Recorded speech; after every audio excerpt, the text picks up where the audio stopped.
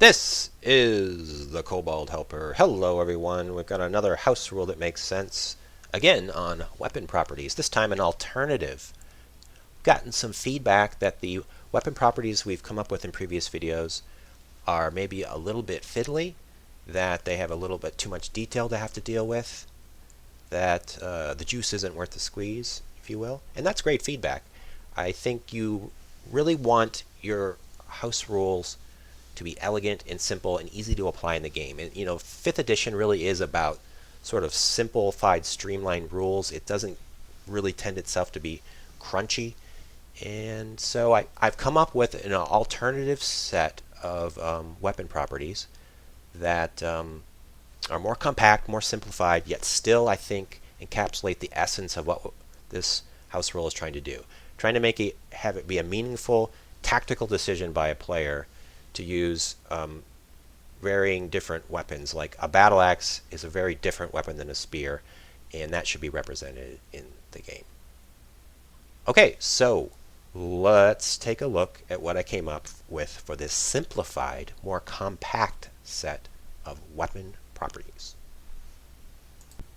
Here we are at koboldhelper.com. We're going to go to the house rules section.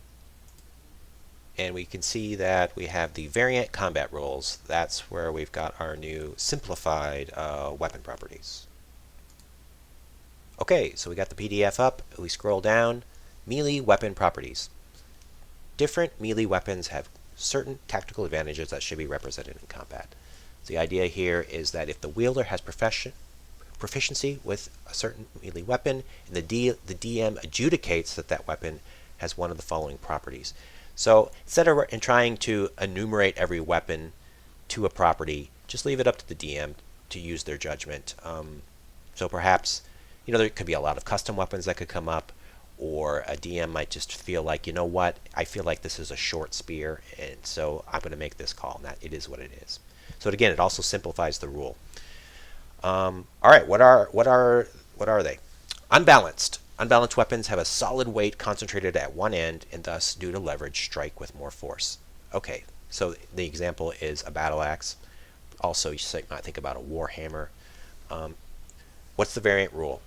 Each hit with an unbalanced weapon does +1 damage. So the reasoning is that, it's got much more weight on one end. It takes, it's more inertia to get it going. But once you get it going and it comes down, it's going to hit really hard. So +1 damage, very simple.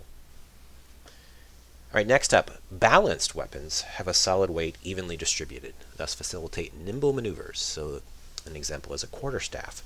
So a weapon that you can use to quickly adjust with and try to block or parry a blow is the idea here. So the variant rule, the wielder may use their reaction to gain +1 AC when hit by a melee attack if using a balanced weapon.